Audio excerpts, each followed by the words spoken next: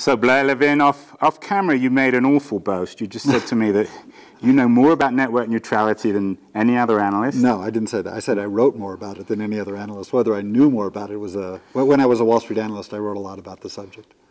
And when was that? From 2001 to 2008. So is this a nightmare, this network neutrality thing? Why doesn't it just end? Well, it's an interesting reason that it's a nightmare. This is not the BP oil spill. There is no oil in the water. This is about, on one side, what people think might happen, very bad. There might be some very bad anti-competitive behavior. And on the other hand, people think, oh my God, there might be some real stifling of business models. It kind of reminds me of that line from Woody Allen that when he said, you know, mankind faces a crossroad. One path leads to utter hopelessness and despair, the other to complete destruction. Let us hope we have the wisdom to choose wisely.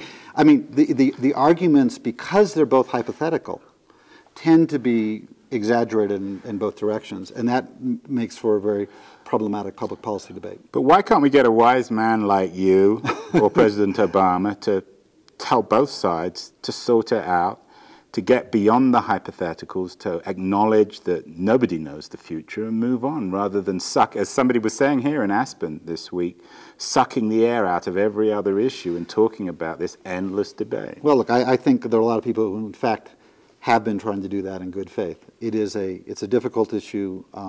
It is complicated. At the end of the day, I think there'll be a policy that will please no one, but I do have confidence that we will kind of move forward, and if the FCC will get the tools it needs to make sure there's not anti-competitive or anti-consumer behavior. And I also think that the companies are going to be able to innovate and bring new business models to bear to help drive broadband. And, this issue has been around a long time. Hopefully we're in the ninth inning and then we're not going into extra innings. I think the parties are actually a lot closer than most people realize.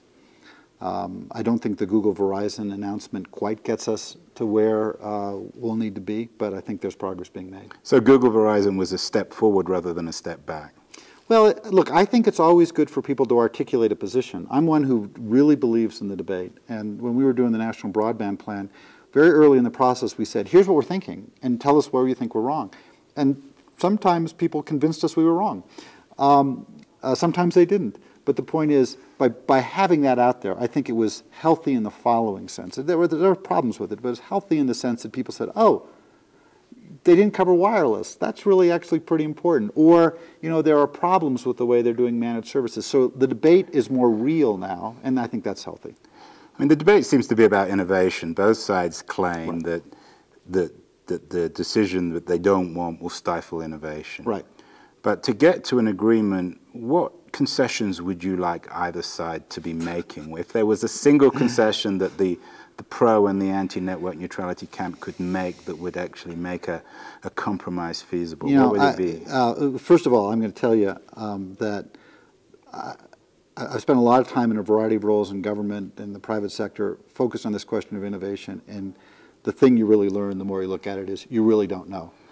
The single most important thing to drive broadband right now was what happened in 2007 with the iPhone.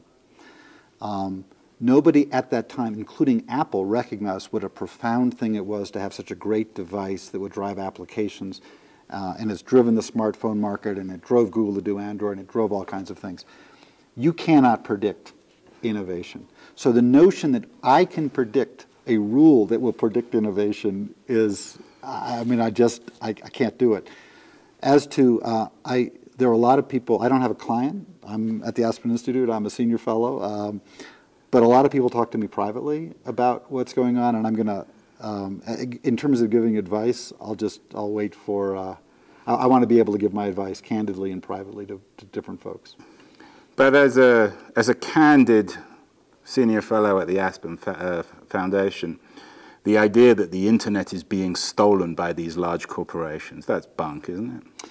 Well, I certainly see no evidence of it today. What I see is a value chain, and this is true of a lot of different industries where you have, you know, wholesalers, retailers, suppliers, distributors, you know, all kinds of, everybody in a value chain always tries to get the premium position. And both sides here, that, you know, there's a business debate going on here about who will have the premium position. But there are public policy concerns, very real public policy concerns. The ISPs do have this terminating access monopoly. That is to say, if somebody wants to get to you, there's only one way to do it. It's a very odd kind of monopoly. I'm not saying they're a monopoly in the broadband market. I'm just saying as to you, whoever you choose, then has a monopoly to you. We saw that with telephone service and intercarrier compensation and all kinds of complicated regulatory schemes. We have that situation here. There is a danger of that being leveraged into an anti-competitive situation. There's no doubt about that. But I think all parties recognize that, you know, for example, the Madison River case. No one defended Madison River. Madison River blocked Vonage, a competitive phone company, from completing their telephone calls over those phone lines. Everyone recognizes that kind of blockage should not be allowed. And what we're getting to is I think we're trying to finally get to a place where people feel comfortable that you're not going to have bad anti-competitive, anti-consumer behavior, but at the other time people are going to be free to experiment with different business models to fund further deployment or special services in different ways. So again, I think progress is being made. I think, you know, there's been a lot of rhetoric on both sides that I kind of don't find terribly productive. But at the end of the day, I do feel confident the FCC is going to have the tools it needs to protect consumers and protect competition.